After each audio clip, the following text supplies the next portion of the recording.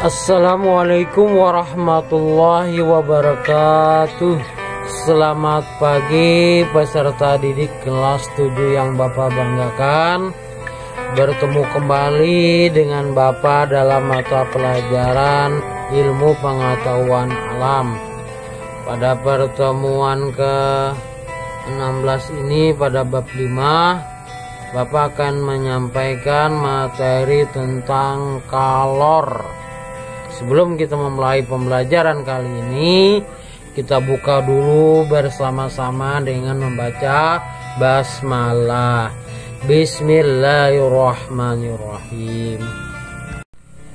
Baiklah, adapun tujuan pembelajaran kali ini yaitu peserta didik diharapkan mampu menjelaskan konsep hubungan kalor dan perubahan suhu benda. Kita masuk ke materinya yaitu kalor. Jika kalian mencampurkan antara air panas dengan air dingin, maka campuran tersebut akan menghasilkan air yang hangat.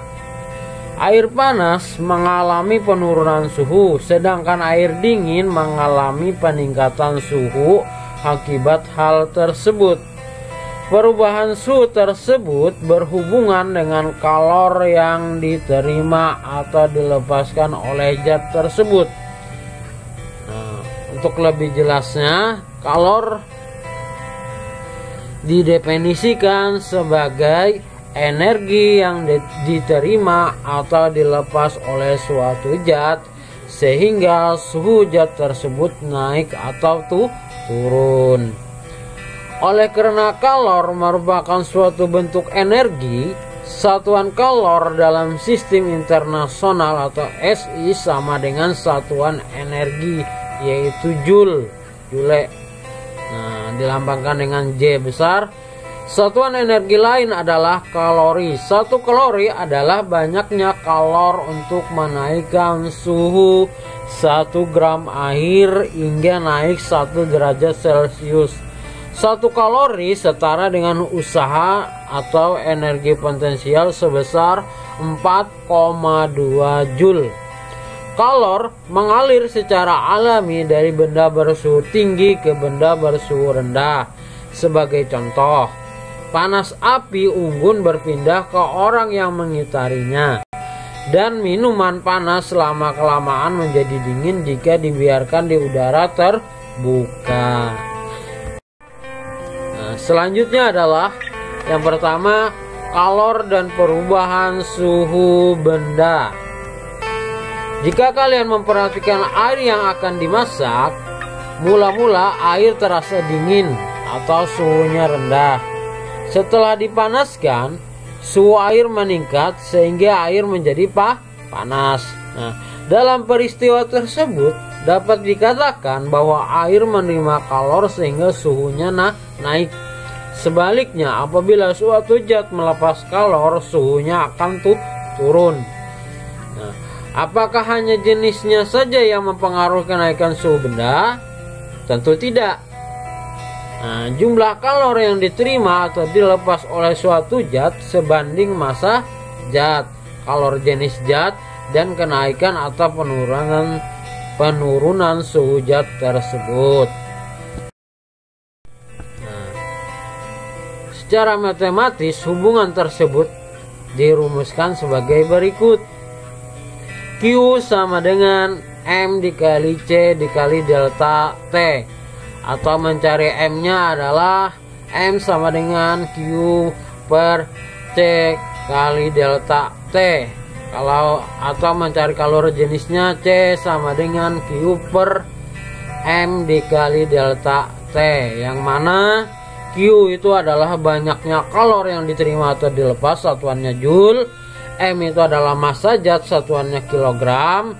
C kecil itu adalah kalor jenis zat, Joule per kilogram derajat Celcius, satuannya. Delta T itu adalah cara mencarinya, T2 dikurang T1, atau langsung aja apabila tidak ada T1 nya atau T2 nya. yaitu kenaikan atau penurunan suhu zat.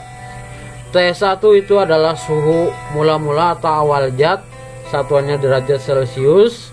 T2 itu adalah suhu akhir zat, satuannya derajat Celcius. Untuk bisa memahami rumus yang Bapak sampaikan tadi, perhatikan contoh soal berikut. Simak dengan baik-baik. Kalau kurang jelas bisa ditanyakan nantinya.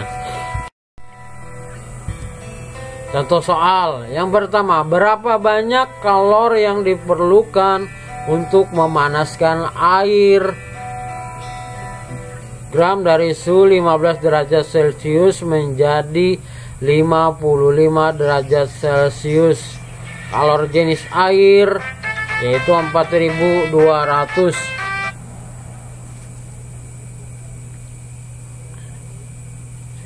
Penyelesaian, diketahui M itu massa, tadi massa benda yaitu 100 gram. Nah 100 gram ini dijadikan kilo. 100 gram ke kilo itu dia naik ya, naik tangga. Kalau naik berarti dibagi, naik tangganya ada 3, berarti tiap naik satu tangga dibagi 10 ada 3 tangga, berarti 1000. 100 dibagi 1000 dapatnya 0,1 kg. Kemudian kalor jenisnya C kecil sama dengan 4200 Joule per kilogram derajat Celcius. Delta T nya tadi adalah suhu awalnya, suhu akhir dikurung suhu awal. Suhu akhirnya adalah 55 derajat Celcius, sedangkan suhu awalnya 15 derajat Celcius. Berarti 55 derajat Celcius dikurang 15 derajat Celcius dapatnya 40 derajat Celcius. Yang ditanyakan adalah banyak kalor, berarti Q. Jawab.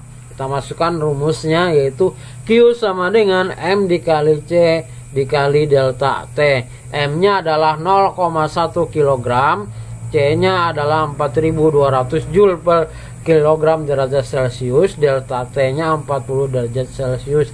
Tinggal kita kalikan 0,1 dikali 4200 dikali 40 dapatnya 16.800 Joule. Jadi kalor yang diperlukan untuk memanaskan air tersebut adalah 16.800 Joule. Bisa kalian lihat. Kemudian contoh yang kedua adalah diperlukan 18.000 Joule energi kalor untuk meningkatkan suhu sepotong timbal dalam kurung kalor jenisnya 120 Joule per kilogram derajat Celcius sebesar 50 derajat Celcius. Berapakah massa timbal tersebut? Penyelesaian, diketahui Q-nya sama dengan 18.000 Joule. C kalor jenisnya sama dengan 120 Joule per kilogram derajat Celcius. Delta T nya karena tidak ada suhu awal suhu akhir, langsung aja berarti 50 derajat Celcius. Ditanya massa timbal berarti M. Mencari M tadi, jawab M sama dengan Q per C kali delta T. M sama dengan Q nya 18.000 Joule, C nya adalah 120 Joule per kilogram derajat Celcius, delta T nya 50 derajat Celcius.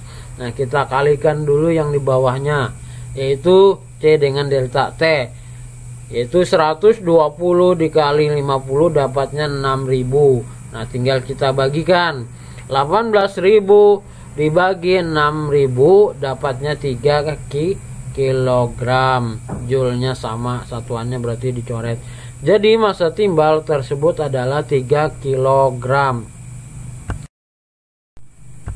Contoh yang ketiga, ketika 5 kg parafin 14 derajat Celcius yang berada dalam suatu panik diberi energi 72.000, suhunya meningkat menjadi 20 derajat Celcius. Hitunglah kalor jenis parafin. Penyelesaian, diketahui M sama dengan 5 kg. Q nya kalor ya, besar kalornya sama dengan 72.000 Joule. Delta T nya yaitu ada suhu awal suhu akhirnya 20, kemudian suhu awalnya 14, tinggal kita kurangkan 20 dikurang 14 dapatnya 6 derajat Celcius. Yang ditanyakan adalah kalor jenis parafin. C. Jawab. C sama dengan Q per M kali delta T. C sama dengan Q nya 72.000, M nya 5 kg, delta T nya 6 derajat Celcius. Kita kalikan M dengan delta T nya, yaitu 5 dikali 6 dapatnya 30. Tinggal kita bagikan, M sama dengan 72.000 dibagi 30 dapatnya 2400 Joule per kilogram derajat Celcius. Jadi kalori jenis parafin tersebut adalah 2400 Joule per kilogram derajat Celcius. Demikianlah materi kali ini yang dapat Bapak sampaikan. Semoga apa yang Bapak sampaikan tadi bisa bermanfaat, bisa dipahami, bisa dimengerti dan dipelajari kembali. Kita tutup pembelajaran kali ini dengan membaca hamdalah alhamdulillahirabbil alamin. Assalamualaikum warahmatullahi wabarakatuh. Terima kasih.